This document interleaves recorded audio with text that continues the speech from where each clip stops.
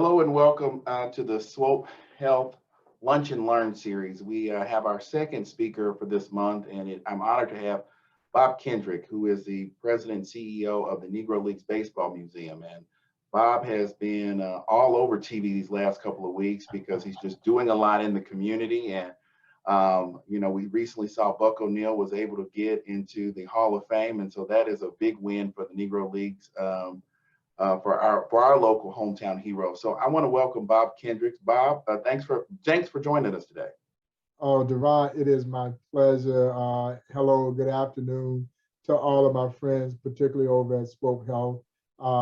We are certainly very proud of our relationship and partnership with Swope. And of course, we got to celebrate that with the partnership, of course, alongside our friends at the Kansas City Monarchs. And what an honor it is for me anytime that I get an opportunity to talk about the history of the Negro Leagues and what this history represents both on and off the field. And of course, some of you may be aware that our friends over at the Kansas City Royals just last week announced that they are making the museum free of charge to any and everyone who wants to visit during the month of February as part of their tribute to Black History Month and their support of the Negro Leagues Baseball Museum. So if you haven't been to the museum, the month of February is a great time to do so. If you have been to the museum, come back, bring your families. It is absolutely free. You don't need a coupon.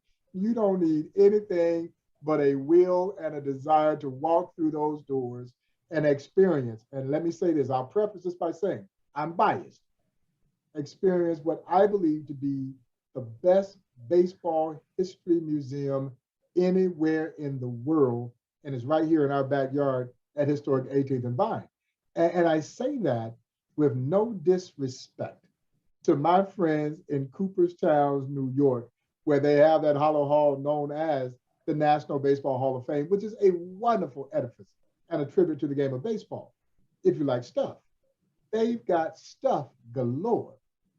But here in Kansas City, at the Negro Leagues Baseball Museum, it ain't about the stuff. It is about a story, a powerful, compelling, inspirational story that had been lost to time. It is not in the pages of American history books. So countless generations of us have gone through our own formal educations without knowing one of the most significant chapters, not just in baseball history, but in American history. And some of you may also be aware that just last week, the Negro Leagues Baseball Museum was added to the U.S. Civil Rights Trail. And that is a tremendous feather in the cap of this museum, because what it does is it kind of helps validate what we've known all along, is that this story is far bigger than baseball. You could never reduce this story to just being about baseball. This story is about the importance of economic empowerment. This story is about leadership, and this story is ultimately about the social advancement of this country as Jackie Robinson is handpicked from the great Kansas City Monarchs to break Major League Baseball's 6-decade-long self-imposed color barrier. And we make the bold assertion that Jackie Robinson's breaking of the color barrier wasn't just a part of the civil rights movement. It was the beginning of the civil rights movement. You see, this is 1947. This is well before those more noted civil rights occurrences. So this is before Brown versus the Board of Education. This is before Rosa Parks' refusal to move to the back of the bus. Dr. Martin Luther King Jr., as my friend Buck O'Neil would so eloquently say, was merely a sophomore at Morehouse College when Jackie signed his contract to play in the Dodgers organization. Our very own President Truman would not integrate the armed forces until a year after Jackie. So for all intents and purposes, this is what started the ball of social progress rolling in our country. And folks, that story comes to life beautifully here at the Negro Leagues Baseball Museum. So yes, you're going to meet some of the greatest athletes to ever play this game. But by the time you walk away from this experience, you walk away with a much deeper, richer appreciation for just how great this country really is. Because I tell my guests all the time, the story of the Negro Leagues could have only happened in America. So yes, it is anchored against the ugliness of American segregation, a horrible chapter in this country's history. But you see, what emerged out of segregation was this amazing story of triumph and conquest. And y'all, it's all based on one small, simple principle. You won't let me play with you in the major leagues, then I'll create my own league. And when you stop to think about that, that is the American way. And so while America was trying to prevent them from sharing in the joys of her so-called national pastime, it was indeed the American spirit that allowed them to persevere and prevail. So this is not a woe is mine kind of story. These athletes never cried about the social injustice. They went out and did something about it. And for me, this story embodies the American spirit, unlike any story in the annals of American history. Again, it's about everything that this country prides itself in being, because it is about pride. It's about passion. It's about perseverance. It is about the refusal to accept the notion that you're unfit to do anything, so I'll show you. And so what's not to love about this story? But we need more folks at home to get just as excited about this museum as the people who are coming from around the globe to experience it. And the month of February is a pretty doggone good time to do it because it's all on the Royals. Your admission has already been paid for. So please share this with your friends, your families, loved ones, and let them know that the opportunity for them to experience this great museum is free of charge the entire month of February. A little bit about the museum. We started this project in a little one-room office in 1990. Y'all, it was about a fraction of the size of my office. And it had a conference room table and guys like the late, great Buck O'Neill and other local Negro Leaguers who were still with us at that time. Sad to say, all of those guys who were part of the founding members of the Negro Leagues Baseball Museum, those former players are all gone, including Buck. And they literally took turns paying the monthly rent to keep that little office open. And of course, with it, our hopes and dreams of one day building a facility that would not only again pay rightful tribute to one of the great chapters in baseball history, but one of the greatest chapters in American history. That is how we got started. So we are as grassroots an institution as you will ever meet. No one gave the Negro Leagues Baseball Museum any chance of succeeding because we were building it here at historic 18th and Vine. And at the time that we came along, there was nothing at 18th and Vine. 18th and Vine had essentially been left to die. It was abandoned. And here comes this little fledgling museum talking about we're going to build a museum here. And as you all can well imagine, our most ardent supporters thought we were crazy. Heck, we thought we were crazy. But thanks to really the leadership of Buck O'Neill, who said, this is where we will build this museum. The origins of this story that we preserve and celebrate began right here in Kansas City. And in doing so, we won't only build this museum, we will help resurrect historic 18th and Vine. That was in 1990. Here we are now, 32 years later, and we haven't looked back. And we're recognized now as America's national Negro Leagues Baseball Museum. But just as importantly, people are living, working, and playing at 18th and Vine again. And to be quite frankly, y'all, I don't know if that would have happened had this museum decided not to anchor here in 1990. And in essence, we've embodied the spirit of the Negro League. Because you see, wherever you had successful Black baseball, you had thriving Black economies. So we felt like we not only had, well, we had a historical responsibility and a social responsibility to be right where we are. And we're very proud of the fact that we've been able to keep this museum afloat in existence in a place that nobody wanted us to be. And that, to me, is very much a part of our DNA. We did exactly what we were supposed to do. And so I've got a series of slides. We won't have time to run through them all, but I wanted to, for those of you who maybe have been here, you might recall there's this wonderful passage when you walk into the gallery of the museum. It's taken from the Roman Catholic Bible, Ecclesiastes, and it simply says, "My son, if you aspire to be a servant of the Lord, Prepare yourself for testing, set a straight course and keep to it, and do not be dismayed in the face of adversity. Well, that was Negro Leagues baseball in a nutshell. These athletes loved the game of baseball so much that they were willing to endure whatever social adversity confronted them as they traveled the highways and byways of this country just to play baseball. Their passion would not only change our sport, but it would change our country. And really, that's the story that we bring to the forefront. It's an incredible story. It really is, because what we focus on is triumph over adversity. A lot of folks want to point to just the adversity, but we don't look at it from that standpoint. That's why I say there's nothing sad or somber about this story. It is a celebration, but it is the celebration of the power of the human spirit to persevere and prevail.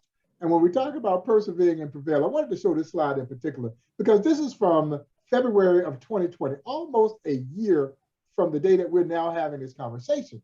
And many of you may be aware that 2020 marked the 100th anniversary of the founding of the Negro Leagues. And certainly from our purview, the 100th anniversary of the birth of the Negro Leagues is one of the most significant things that happened, not in just baseball, but in American history. And of course, the Negro Leagues were formed in the Mcphail YMCA, right here around the corner from my office, here in the historic 18th and Vine Jazz District, formed on February 13, 1920. So on February 13, 2020, we go back into the Mcphail YMCA to commemorate this milestone occasion. And Deron, as you can see from this slide, we've got an all-star roster of distinguished guests with us. Yeah, you see me standing there, and I guess facing the screen to my left is the commissioner of Major League Baseball, Rob Manfred, the chief operating officer of Major League Baseball Player Associations in the back, standing behind actress Judy Pace. That's Xavier James. To my right, as we look at the screen, the Honorable Mayor of Kansas City, Quentin Lucas, my dear friend, 8-time Gold Glove winner, Royal Hall of Famer, now Jackson County Executive, Frank White, former Missouri State Senator Kiki Curls, former City Councilman Jermaine Reed, and in the back of the, standing next to Senator Curl, former Senator Curl, that's Lieutenant Governor Mike Kehoe was in attendance, and of course, John Sherman, the owner of our Kansas City Royals. So we had an all-star delegation of distinguished guests join me in the exact same space 100 years from the date that Ruth Foster signed these leagues into existence. Many of you may recall Major League Baseball and the Players Association announced a joint $1 million contribution. And anybody who knows me, anytime there's a check involved, I'm always smiling. So you can see why I'm smiling in that picture. And then we rolled out our plans for a year-long celebration, which was going to include a National Day of Recognition, the first ever National Day of Recognition where all 30 Major League teams on one given day were going to honor the Negro Leagues. We were going to do an in-stadium salute to the Negro Leagues and a tip of the cap with players and fans in stadium. Well, as you all will know, in less than 30 days later, everything came to a screeching halt, just like that. Right. A doggone coronavirus. Man, I still don't know what a coronavirus is. All I know is that it wreaked havoc. And all of these wonderful plans that we had in store were falling by the wayside. And I tell people all the time, as a steward of this story, you know that you are not allowed to wallow in self-pity. That would be doing a complete disservice to those who call the Negro Leagues home. But y'all, if I tell you anything other than the fact that I was wallowing, I'd be lying to you. There was some wallowing going on because this anniversary milestone meant a great deal to this museum. Not only was there this year-long celebration, but this was going to be the springboard to a significant fundraising effort so that we could now position the museum for long-term sustainability. I'm seeing all of this fly right out of the window and you had no control over it. And so we shuttered our operations on March 14th and didn't reopen until June 16th. Well, the National Day of Recognition was supposed to take place on June 26th. And so when we reopened, it was very clear that there wasn't going to be a National Day of Recognition because by that time, we didn't even know if Major League Baseball was coming back. The league and the Players Association were in very contentious negotiations, not about whether or not they're going to play, if or when they were going to play was the big question. But we knew it wasn't going to be June 26th. And so that's when I came up with the idea to do a virtual tip your cap to the Negro Leagues. So I reached out to my good friend Joe Posnanski, my brother from another mother.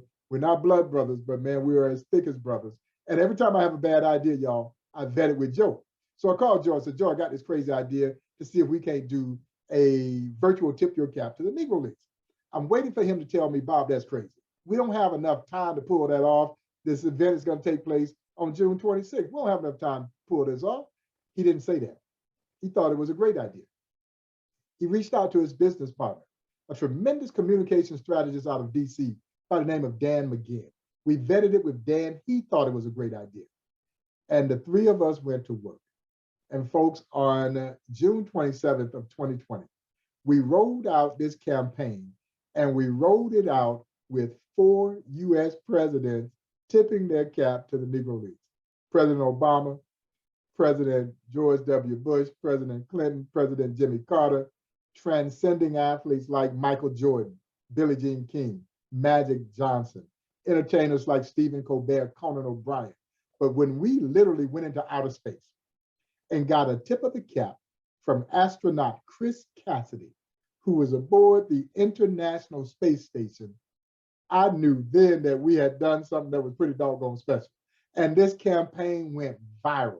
And with it, our fortunes started to change. We went from this spirit of doom and gloom to now renewed hope and optimism. But you know what? It mirrors the resilient spirit of the Negro Leagues. We had to summon that. Now, I ain't lying, we had to dig deep to go get it, but somehow or another, we found it.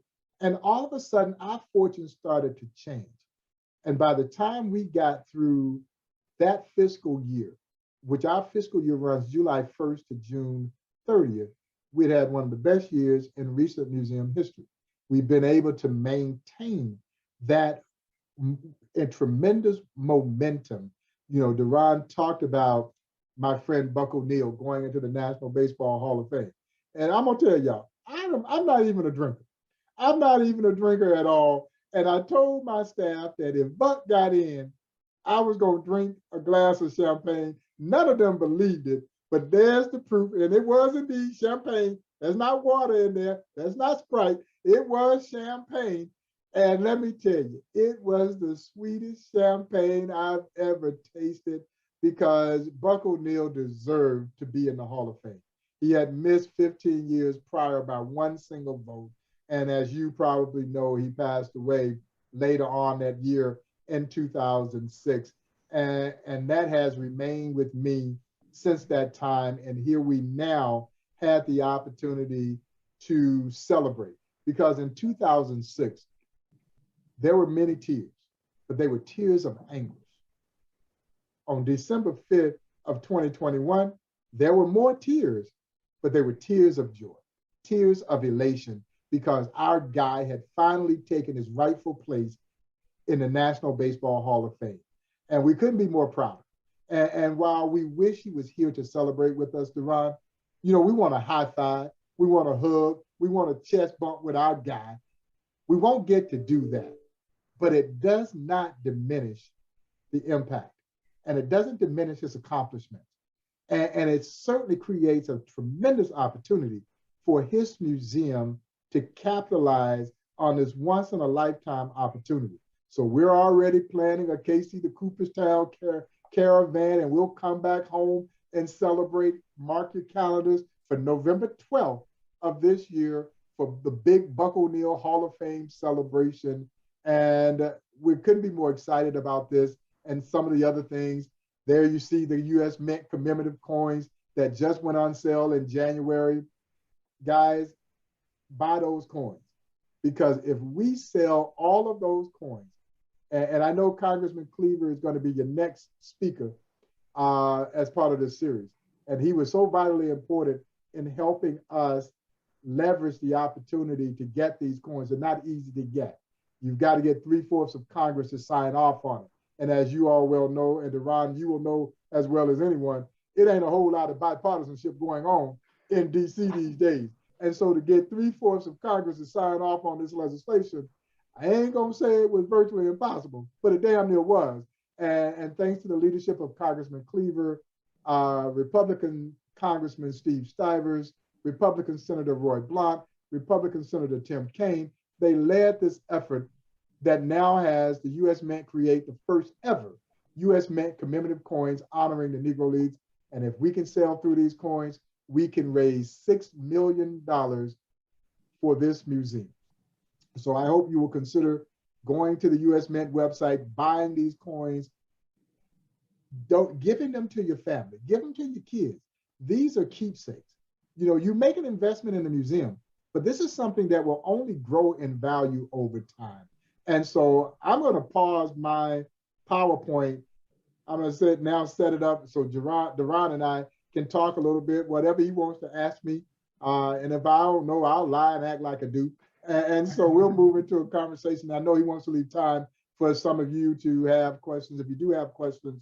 But we'll talk a little bit more about the formation of the Negro Leagues and anything else that Deron wants to talk about. All right, Mr. McGee, what you got? Well, thank you, Bob. I appreciate it. If you're just joining in today, we're listening to Bob Kendrick, President and CEO of the Negro Leagues Baseball Museum. And Bob, it was a great presentation. You have really done a lot of good work at the museum, and I tip my cap off to you for the work that you're doing and have done. And I know you are working. You're a man on the move, constantly having more work to do. A couple of questions I did want to follow up with you on. Can you talk a little bit about, I know you kind of touched on this, about the museum and it's starting in this one room, right? Yeah. Give me a little bit more about that story, because I didn't know that. So where was this one room at, and how did you get to where you are now? Right across the street inside the historic Lincoln Building. Okay. Right across the street inside the historic Lincoln Building. It was an idea that came about from the late, great Horace Peterson. Okay. And Horace Peterson, of course, ran the Black Archives of Mid-America. And Horace approached Buck O'Neill about the idea then of doing a Negro Leagues Hall of Fame. And Buck said, no, Horace, we don't need a separate Hall of Fame. Buck felt very passionate about the fact that if you were good enough as a baseball player, you should be enshrined in the National Baseball Hall of Fame. And that it was far more important for us to preserve, celebrate, illuminate than it was to create a pseudo Hall of Fame when you knew from the onset that you had a finite number of people that you could put into your Hall of Fame. So Horace asked, well, Buck, what would you suggest? Buck said a Negro Leagues Baseball Museum. And that's when we started down that path of the guys taking turns paying the rent in that little office on the 3rd floor of the Lincoln Building. I'll never forget, I got involved with the museum as a volunteer in 1993. Who knew? I certainly didn't. I had no idea, y'all, that I was walking into my passion. You know, at that time, I was a baseball fan who really did not know very much about the Negro Leagues. I knew the names Satchel Paige, Josh Gibson, Cool Papa Bell. These are transcending names. Most baseball fans have at least heard those names. Now, you may not know how great they were, but you likely heard those names. But I had no idea about the breadth, the depth, the scope, the magnitude of which this history represented both on and off the field. And I became engrossed in it. I wanted to learn as much as I could. And y'all, I didn't want to keep it to myself. I wanted everyone else to feel the same way that I felt. And then I started, Deron, to meet the players. And the more I met the players, the deeper I fell in love with this story, because their spirits were tremendous. I think all of you would agree with me. Had they been bitter about the things that transpired in their lives as they were trying to play baseball in this country, I think every one of us would have said you had every right to be bitter. But to a player I ever met, not one of them harbored any bitterness or expressed any ill will toward anyone who may have attempted to perpetrate something against them as they were trying to play baseball in this country. And I found that to be an incredible, endearing spirit. And so now I am enamored with this. And so I had no idea when I was volunteering. I was working at the Kansas Star. And the first time I walked into the museum, I really didn't even know that there was this museum here until I drew the assignment to promote the museum's first ever traveling exhibition. And so I walked into the little office, and Deron, I don't know if you remember the late great Don Motley. Don Motley was the first executive director. And I walked in and I said, I'm looking for Mr. Motley and I'm looking for the Negro League Baseball Museum. He said, son, you're standing in it. And it was just this office with some pictures on the wall and boxes on the floor. And so I quickly understood, the challenge that we had, but you had, again, a dedicated few who were determined that this story deserved to stand the test of time. And so that's how it got going. Like I said, I started as a volunteer. I would become the museum's first director of marketing in 1998, left my corporate job and took a leap of faith to become the museum's first director of marketing. I served in that role up until 2010, where I left as vice president of marketing. And I went to go run another organization for all of 13 months. And 13 months later, here I come back being introduced in 2011 as the museum's new president. And I tell you what, I've been running ever since. But man, what an amazing journey it has been for me to go from being a volunteer to now trying to lead this great organization. So, you touched on this earlier presentation, the game of baseball itself is very expensive, as you well know. To have a team, it costs a lot of money. And some people call baseball the teams of the have and the have-nots because they don't have salary caps. And so my question is to you is, how did the Negro Leagues really form? Did they, with the ownerships and the funding and the financing of the traveling of the teams, because it's very expensive to have a team? Yeah, no, you had all of these Black businessmen who invested in Black baseball. So when Rube Foster formed the Negro Leagues here in Kansas City in 1920, he literally led a contingent of 8 independent Black baseball team owners. So we've been playing baseball for a long time. Matter of fact, folks, there is evidence of us playing baseball even as enslaved people. So it was not new. It wasn't a new phenomena for Black folks to play baseball. What it didn't have was an organized structure. It was just barnstorming. It was too haphazard. So teams were folding, emerging, folding. Players were jumping from team to team. And so with the urgence of the Black press, Rube Foster convened that meeting here in Kansas City on February 13, 1920, with those 8 independent Black baseball team owners to give Black baseball what it sorely needed, an organized structure. And when they walked away from that meeting, they had walked away forming the Negro National League, the first successful organized Black baseball league. One of those original 8 franchises, our very own Kansas City Monarchs, one of the greatest baseball franchises, not in Black baseball history, but in baseball history. Folks, we're talking 1 losing season in their almost 40-year existence in the Negro Leagues. They sent more players to the major leagues than any other Negro League franchise.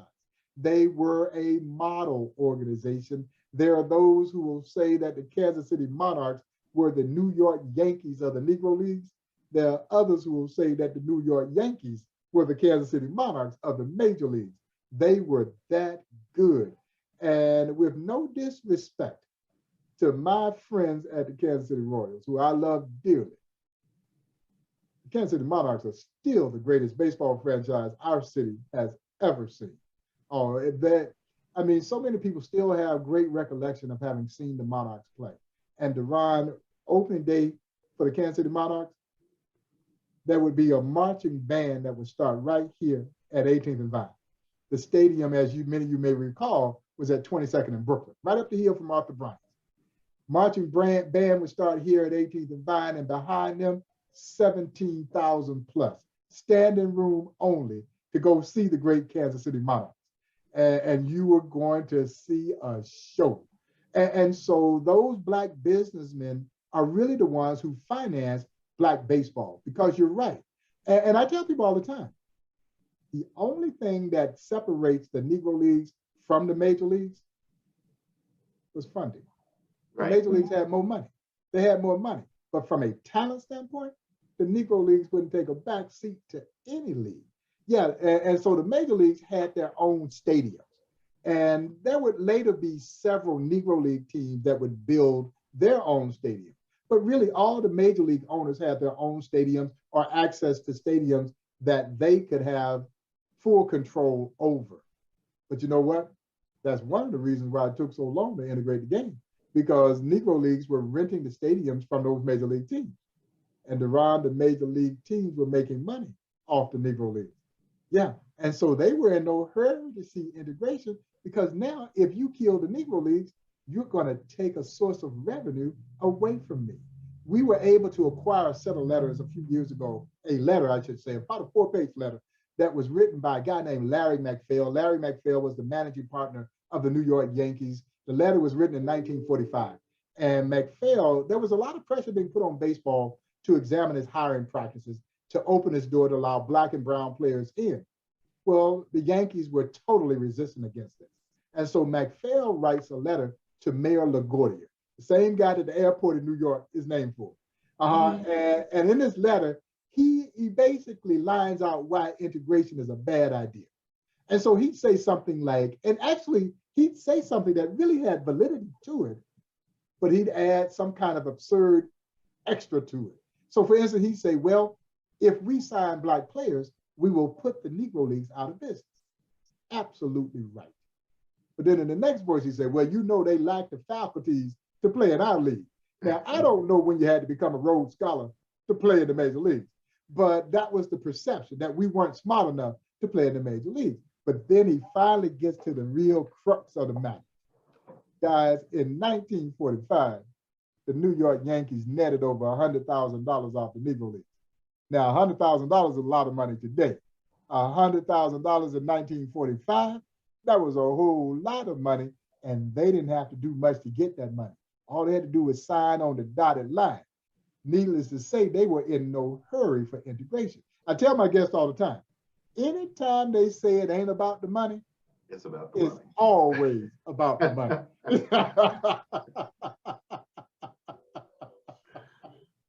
Now you got me asking, how much was a ticket in the Negro Leagues baseball in 1945? It varied. It varied somewhere in that range between $1, $1.50, right in that range. But, it changed from era to era. I give you a good case and example. When Buck O'Neil joined the Kansas City Monarchs in 1938, he said he came here, he said he was making $100 a month salary and $1 a day meal money. Now, as you guys could well imagine, when the kids hear $1, they're wondering, what in the world could you buy for $1? Well, in 1938, we're still in the midst of the Great Depression. And so Buck stayed at the Street Hotel. The Street Hotel was the Black-owned hotel right down on the corner of 18th and Paseo here in the historic 18th and Vine Jazz District, right where Soiree's restaurant is today. Buck says, Bob, I could walk downstairs, I could have ham and eggs and a cup of coffee for breakfast. Said he skipped lunch, he only ate 2 meals a day, could have a Kansas City strip steak dinner with all the fixings plus dessert. At that time, he smoked. Said he could buy a package of Camel cigarettes, could walk across the street to the Gym Theater and see the matinee and still have 15 cents to play with out of that $1. So, the value of the $1 was pretty strong back then.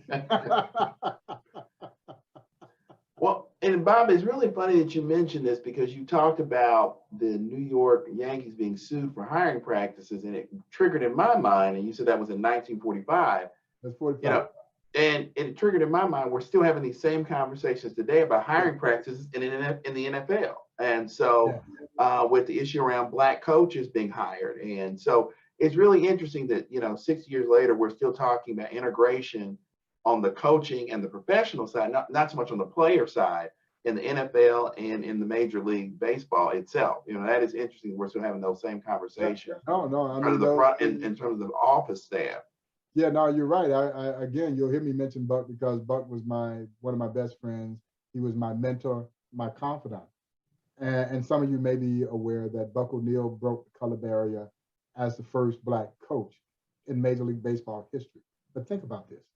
That was 15 years after Jackie Robinson breaks the color barrier. This is 1962, when Buck becomes the first Black coach in Major League Baseball history. He says, I was proud of being that person. And it meant better living conditions, maybe a little bit more money. But as he would also say, Deron, I couldn't stick out my chest because I was the first Black coach, because I knew all of these other great Black baseball minds who were more than capable of waving a guy home. So what you touched on is still very much the case. The field was looked at for integration, but not the hierarchy of baseball. You know, we ran an entire baseball league. It was predominantly ran by Black business people. And then you not only, so you had Black ownership, you had Black managers, you had Black coaches, you had Black team physicians and traveling secretaries. We fulfilled every role that you could fill in the game of baseball. But when integration occurred, it was primarily the field that was looked at. Those other positions were never afforded to those great Black minds who could have fulfilled those roles. And we're still seeing that in professional sports, not just baseball, but and now we know the NFL and the NBA is probably a little bit more progressive than the other leagues, but we still got a lot of work to do. And so when Coach Flores stepped out last week and decided to sue the NFL, I kind of exhaled and said to myself, are we witnessing another Curt Flood moment? And I don't know if you all know the story of Curt Flood, but Curt Flood was a tremendous ball player, outfielder for the St. Louis Cardinals, and the Cardinals wanted to trade him in 1968, after the 1968 season, to the Philadelphia Phillies. No one wanted to go to Philly, particularly if you're Black. Philly was terrible. And Curt Flood decided that he would refuse the trade and that he would ultimately fight baseball's antitrust rule and reserve clause. And he ultimately takes his case to the Supreme Court, where he narrowly lost a decision there with the Supreme Court. But Curt Flood is now responsible for what we now know as free agency in not only baseball, in professional sports. But Curt Flood, y'all, died penniless. He lost everything. Curt Flood in 1968 was making $100,000 a year. So we're not talking about just some average Joe baseball player. Curt Flood was a star. And he lost everything because of the stance that he took. And I tell people all the time, if you walk in your conviction, chances are you're going to walk alone. And so when Coach Flores stepped out and made this bold move to sue the NFL, I'm saying to myself, are we watching another Curt Flood episode? Now, I don't think it will be to the level of severity for Coach Flores. He's made a great living in the sport, and there will be other opportunities that will open up for him. But I'm not sure he'll ever coach in the NFL again. And that would be a travesty if that does indeed happen. So it remains to be seen. But these things are so eerily similar, Deron. And you see these parallels between what was taking place in the Negro Leagues years before and to the point where we're still seeing things kind of manifest themselves to this very day. Now, I do want to follow up with you, Bob. You are the magic man when it comes to cutting a deal, I hear. Talk to me and walk us through the process in which the T-Bones became the Kansas City Monarchs. Yeah, I tell you, man, it was one that honestly surprised me. I wish I could tell y'all that this was my brilliant idea. And I could, but I'd be lying to you. Now, 20 years from now, I might lie and swear it was my idea, but it really wasn't. Mark Brandmeier, who I know you've gotten to know now, Mark Brandmeier approached me, oh God, it must have been late 2020. And I didn't even know that Mark had bought the then former T-Bones, because they were still the T-Bones at that time. And of course, the pandemic killed their season. So he had a little time on his hand, and he reached out to me and he wanted to meet. I really didn't know what he wanted to meet about, but I was like, okay, cool, let's meet. And he comes in, and that's when he springs it on me. What do you think about us rebranding the T-Bones as the Kansas City Monarchs? So, I didn't have a whole lot of time to think about this or process it. And initially, I'll be honest, I wasn't enamored with the idea because the Monarchs is our flagship brand. That's our baby. And again, what the Monarchs legacy represents in this community is so important. And I'm like, I don't know if we want to attach this to a minor league team that may or may not make it. But then I got to know Mark, and myself, along with our board of directors, were privy to his business plan. And the more I got to know Mark and talk to Mark and his ownership group, the more sense this started to make. Because number one, as a museum, cultural institution, we're always challenging ourselves of how do we create relevancy. So yes, the Monarchs is this, this pristine, historic brand. But how do I make it relevant to what's happening in the lives of young people today? To me, that's the challenge for any history museum, and particularly a cultural institution like ours. And so you started to think about relevancy. Every time those young players put on those Monarch pinstripes, y'all, they channeling the spirit of Satchel Paige and Buck O'Neil, Hilton Smith, Willard Brown, all those legendary stars of the Monarchs of past. And then they were going to be taking this message to all those other towns in which they play baseball in. So there's that aspect of it. And then alongside the pure business side of this, because understand, this is not a charitable kind of undertaking. This is a business partnership. And it represents, the entrepreneurial spirit that drove the Negro Leagues. So we're talking about a partnership that could yield perpetual revenue for this museum for the next 20 years if this club is successful. And there wasn't a whole lot to risk from a financial standpoint, just simply more to gain.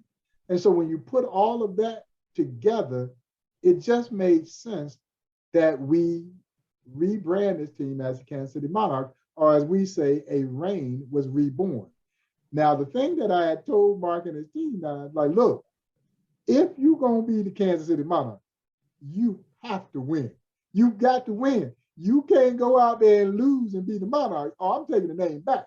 And as fate would have it, they win the championship in their inaugural season, keeping alive the winning spirit of the Kansas City Monarchs. But in all sincerity, it's been a wonderful partnership. We think that we've only scratched the surface in terms of what this partnership can yield, but it's been a win-win for both sides. That rebranding was really a stroke of genius.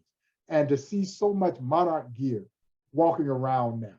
And keep in mind, we get a percentage of all tickets sold, of all merchandise sold, and all food and beverage sold as part of this partnership proposition that we've entered in with now the Kansas City Monarchs. So I say that to say, I hope that you all will support this club this season. It's a great brand of baseball. These kids are playing their hearts out. A lot of these kids are still hopeful for getting to the major leagues. And we couldn't be more excited, Ron, over how this has transpired. And like I said, I think the future is tremendously bright for not only the Monarchs, but the museum in conjunction with this partnership.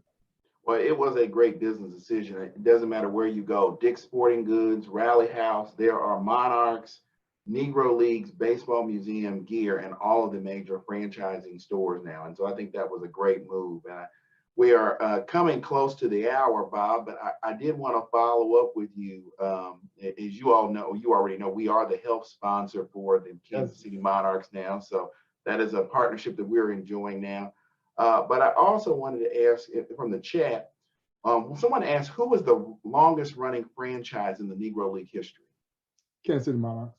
It was the Kansas City Monarchs. Okay. Our very own Kansas City Monarchs, longer running franchise. There were a couple of others that were in the vicinity, the Homestead Grays, Chicago American Giants, but the Monarchs were there from the beginning all the way to the bittersweet end of the Negro Leagues. Mm-hmm. And they represented well. Now, after about 1956, they left Kansas City Yeah, they were bought by a guy named Ted Raspberry, and Ted moved the team to Grand Rapids, Michigan. And, but the name was so strong that he just always kept the name the Kansas City Monarchs. And they never played again in Kansas City after that. Yeah, but they are the longest running Negro League franchise. Wow. And Bob, wrapping up, I did want to ask you, so tell the viewers who are listening, what is the future of the Negro League Museum in the next 10 years? What can we expect? What is your vision for the Negro League Museum of the next 10 years? I think it's tremendously bright. I think you guys are going to hopefully continue to be proud of the things that we are doing.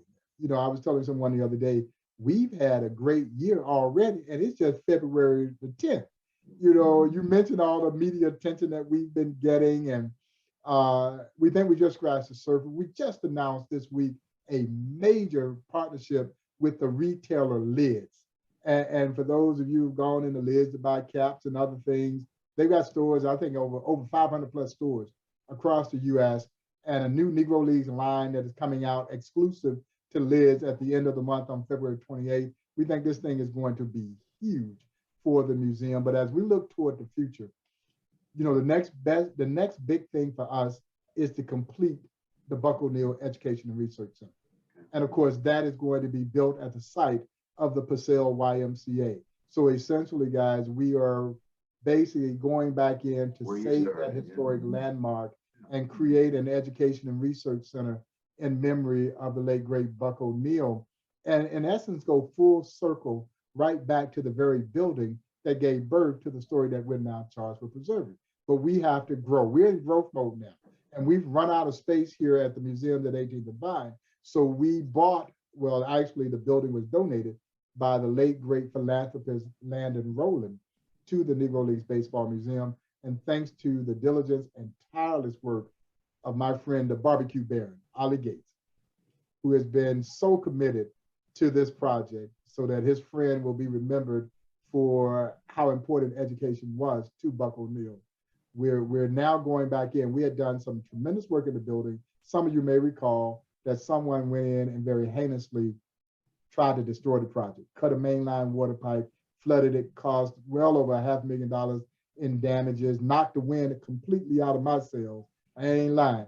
And so we're regrouping from that now. We're about to go back into the buildings, start to repair those areas that were damaged. We hope to have that work done by later this year, and then continue the process of completely renovating that old historic landmark to expand our operations. And that is certainly front and center for the Negro Leagues Baseball Museum. But it's also equally important that we now move aggressively to create an endowment for this museum. And that's the one thing that you'll see with a lot of cultural institutions, particularly of our size. They never have the money that is necessary for them to operate in perpetuity. We don't want that to be the case for this museum. So, as I get ready to wind things down, I don't know how much longer, I'm going to do this or how much longer they'll want me to do this, but it is important that we set the foundation for long-term sustainable growth for this organization. And so we're going to hopefully embark here soon on a significant fundraising campaign so that this museum will be able to operate into perpetuity. And so those things are imminent for our museum. But the building of the Buck O'Neill Center, I think, is going to be a major boost to all of our efforts and the continued growth of this museum.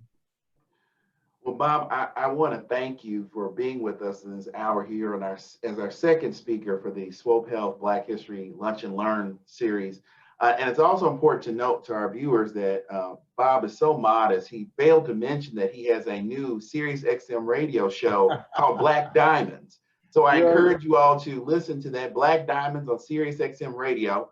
And so, Bob, I think you're almost like, a Baptist minister. You're gonna be there for life. You're never gonna retire. So you're there forever. So, Bob, thank you for all the hard work that you're doing for the city, for the state, for the nation, and preserving the memory of the Negro Leagues and all the work that you're doing. Any final thoughts, sir?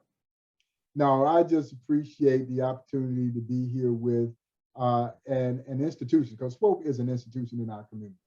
And to see the great work that you all are doing to make healthcare affordable, but still quality for all of our citizens. And that is something that is so important. It is near and dear to all of us here at the Negro Leagues Baseball Museum. We're thrilled to have that alignment with SWOPE along with the Kansas City Monarchs. And we look forward to doing some amazing things collaboratively through this partnership as well. So again, thank you all so much for the opportunity to just talk a little bit about the history of the Negro Leagues and the work of the Negro Leagues Baseball Museum. I hope to see you all here during the month of February and beyond, but particularly during the month of February. And I'll make sure, Ron, that I share the flyer that you can maybe share with the folks there as well, reminding them that the museum is completely free the entire month of February. So please come out and send us information on how to get those coins too. That would be great. Yeah, absolutely, I will. That would be great. And if you've got Sirius XM radio, tune in to Black Diamonds with Black Diamonds, the new season will start in April, but you can go back and check out. We did over 26 episodes last year, and they let me have a little bit of a hiatus because I had no idea what I was getting myself into when I got into the world of podcasting. But we were very fortunate around the Black Diamonds was named the National Sports Podcast of the Year by Adweek. And man, I'm telling you, I was surprised because again, I had no idea what the heck I was doing. They just said, "Hey, you're a good storyteller. We want you to tell stories." And I said, "Okay." And we started telling stories, and people really took to this history and these stories. So yeah, please, it'll be back in April, but by all means, check it out. Well, Bob, I have one favor to ask. Since I had you on our show, you got to have me on your show, Black Diamonds, when you cover the World Series. So I'll come. All right, you got a deal. All right. Thank you, Bob. I appreciate you so much. Bye, everybody. See you soon. Thank you all for joining.